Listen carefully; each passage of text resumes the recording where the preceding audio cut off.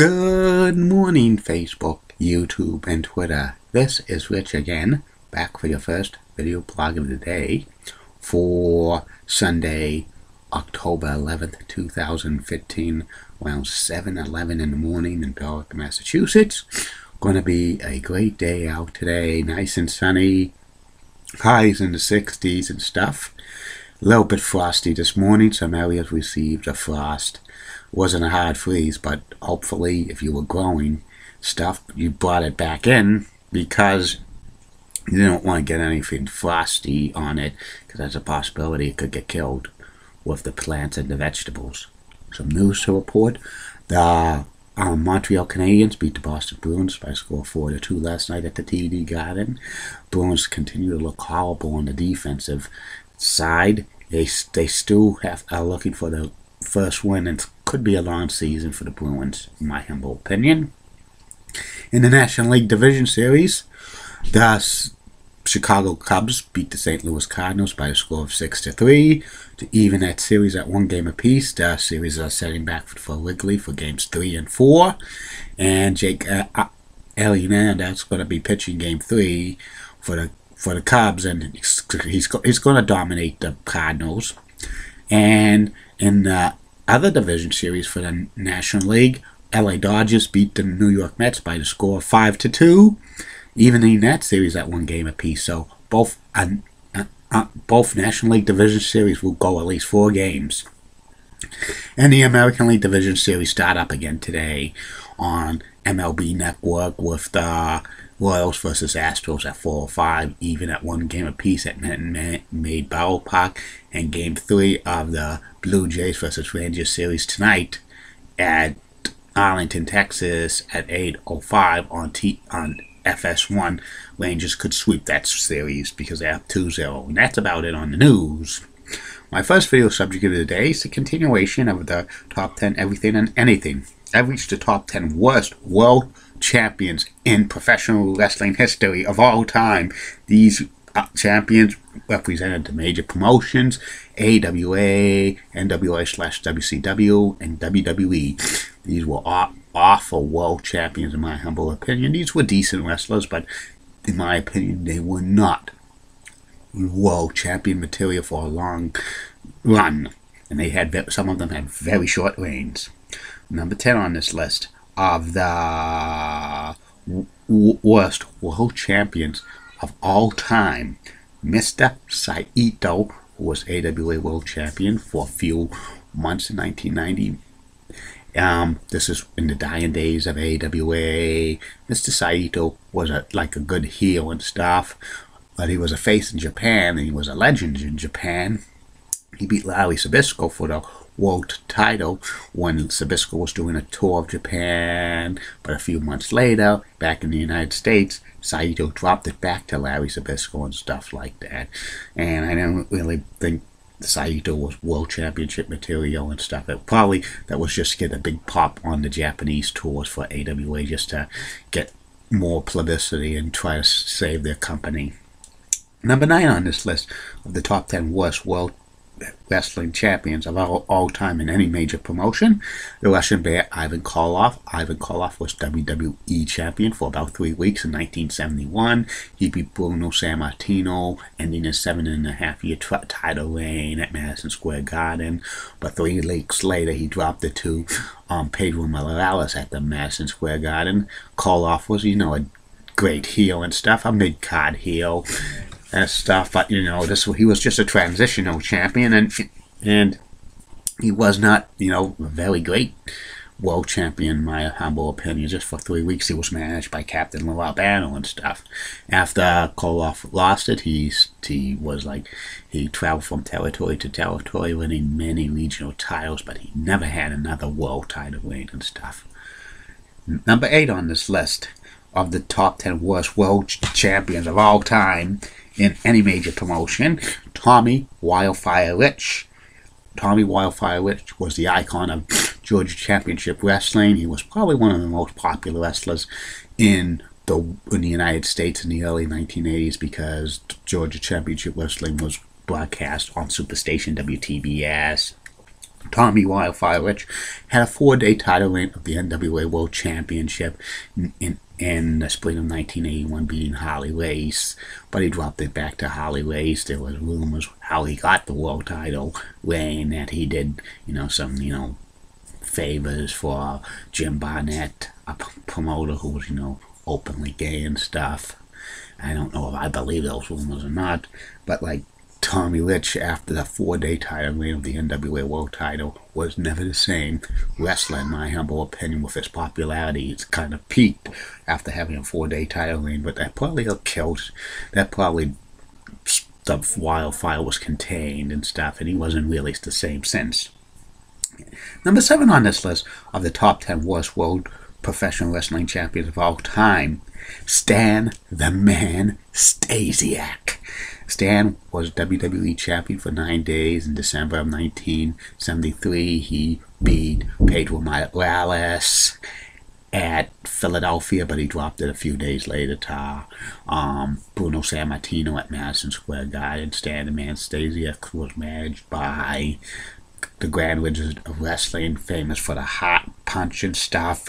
Stan was kind of like a journeyman wrestler, bouncing from territory to territory to territory. He won a few titles here and there. He was a decent heel and stuff, but he was just a transitional champion. He wasn't, he was just probably, not a good pick to have a world title win, in my humble opinion, and stuff like that.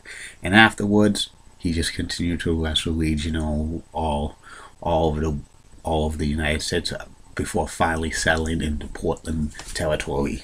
Number 6 on this list of the worst world champions of all time, Vince Russo. Vince was WCW world champion for a couple of weeks in the fall of 2000. He was booking WCW. He put himself over as the world champion. This was awful, in my opinion, and stuff. This was, they were killing WCW surely but surely. There's like another nail in the coffin for WCW and stuff. He was awful as world champion.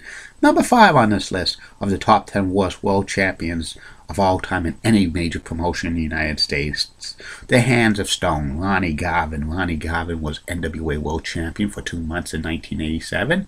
He beat Ric Flair in a steel cage match in Joe Louis Arena, and he dropped it 2 months later back to Flair at Starrcade 1987. Ronnie Garvin was kind of one of those journeyman wrestlers and stuff, winning many regional titles and stuff. And he was like a top name in the South. He was probably giving this title in just for the continuation of the feud with Ric Flair and stuff like that. But Garvin was, very awful as world champion. He didn't even defend the belt for about a month on house shows for Jim Crockett Promotions. When he dropped it back to Flair, about 80% of the crowd was cheering for Flair, even though Flair was a heel. And, afterwards, Ronnie Garvin, basically faded into obscurity after a few years. Number 4 on this list of the top 10 worst world wrestling champions of all time in any major promotion, Kerry Von Erich, the modern-day Warrior or the Texas Tornado when he was known in the WWE, NWA World Champion for about 18 days in May of 1984. Kerry beat Ric Flair at the David Von Erich Memorial Parade of Champions in Dallas, Texas, at the old Texas Stadium, but 18 days later he dropped it back to Flair in a tour of Japan and stuff. Kerry Von Erich, this was probably a favor for the NWA for Fritz Von Erich, because originally David Von Erich was supposed to get the world title sometime in May of 1984 and have a decent world title reign, but David Von Erich passed away, and just to make it up, they give Kerry the world title, the NWA world title. Kerry had a good charisma and stuff like that, but I didn't really think Kerry Von Erich was world championship material, in my opinion. David Von Erich was probably more of a charismatic of all the Von Erichs, in my humble opinion. Kerry was right up there, but after this world title reign, Kerry just was not really the same. Number 3 on this list of the top 10 worst world champions of all time, Andre the Giant. WWE, he beat Hulk Hogan for the belt on a special main event on NBC in February of 1988. He only held the belt for about a minute. Then he surrendered it to Ted DiBiase and stuff, and that title became vacant. Andre was, they really did not announce, the ring announcer did not announce like Andre the Giant as world champion, and surrendering it is an awful move. So he ranks up there as a worst world champion of all time.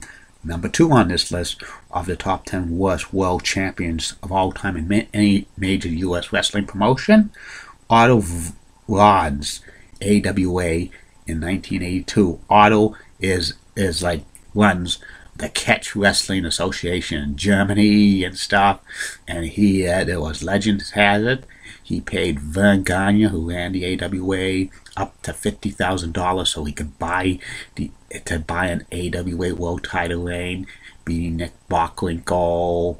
But a few months later, he dropped it back to Bockwinkel. This was around the time that Hulk Hogan was getting big in AWA, and they should have gave Hogan the AWA World Championship, but he had problems with Verne Gagne and stuff, and Verne took the $50,000 allegedly to give Otto Wanz a world title reign.